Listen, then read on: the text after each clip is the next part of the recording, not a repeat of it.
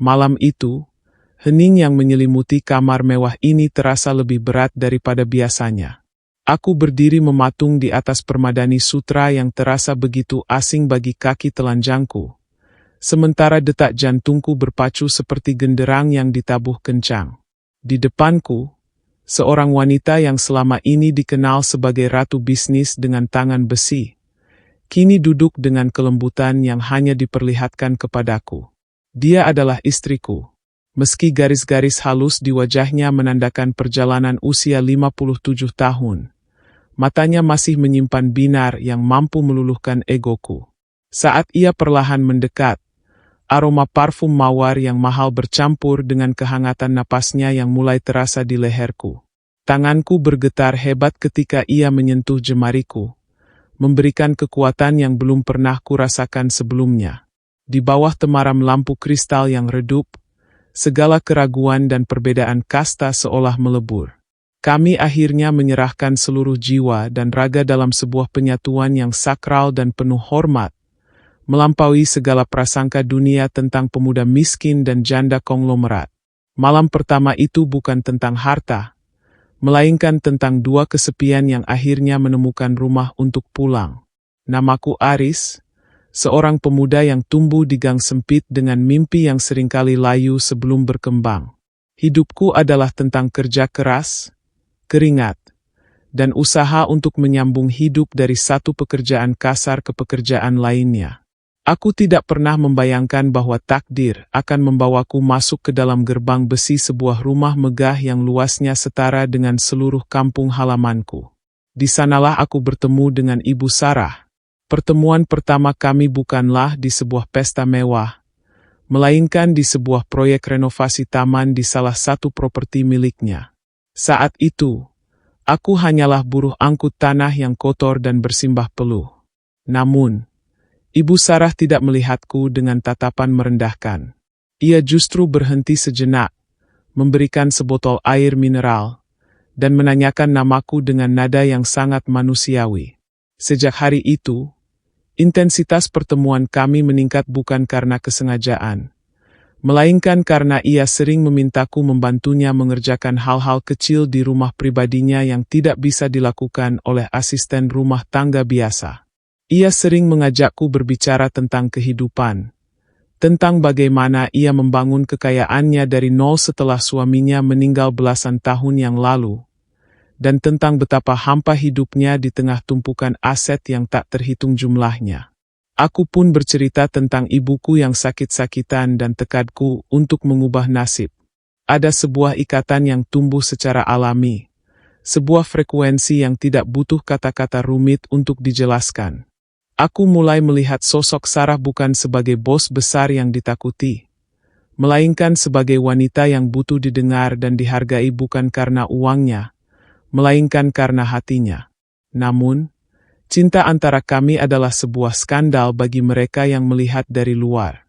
Banyak orang yang mencibir, menuduhku sebagai pemuda oportunis yang hanya mengincar warisan dan harta kekayaannya. Di sisi lain, keluarga besar Sarah juga menentang keras hubungan ini, menganggapku sebagai noda bagi reputasi keluarga konglomerat mereka. Mereka tidak tahu bahwa Sarahlah yang pertama kali memintaku untuk tetap di sampingnya selamanya. Ia berkata bahwa selama ini ia dikelilingi oleh orang-orang bermuka dua yang hanya menginginkan tanda tangannya di atas cek, dan hanya aku yang berani menatap matanya dengan kejujuran tanpa embel-embel kepentingan. Kami memutuskan untuk menikah secara tertutup di sebuah villa pribadi jauh dari hiruk-pikuk kota. Pernikahan itu sangat intim, hanya dihadiri oleh segelintir orang yang benar-benar kami percayai. Ketika janji suci itu diucapkan, aku merasa beban dunia seolah terangkat, digantikan oleh tanggung jawab besar untuk menjaga kebahagiaan wanita ini. Aku tahu, statusku telah berubah, tapi hatiku tetaplah Aris yang sama, pemuda yang mencintainya tanpa syarat. Malam pertama kami setelah sah menjadi suami istri menjadi momen yang paling mendebarkan dalam hidupku. Saat kami masuk ke dalam kamar pengantin yang didekorasi dengan sangat anggun, aku merasa seperti sedang bermimpi. Aku merasa gugup, bukan karena kemewahan di sekelilingku, tapi karena aku merasa begitu kecil di hadapan keagungan cintanya. Sarah menghampiriku, melihat kegelisahan di wajahku, lalu ia tersenyum dengan sangat tenang. Ia membelai pipiku dengan lembut, seolah meyakinkanku bahwa di ruangan ini, tidak ada lagi perbedaan antara konglomerat dan buruh. Yang ada hanyalah sepasang manusia yang saling mencintai. Keheningan malam itu pecah oleh bisikan-bisikan doa dan janji setia. Kami memulai malam itu dengan penuh kehati-hatian, saling menjaga perasaan satu sama lain agar tidak ada yang merasa terbebani.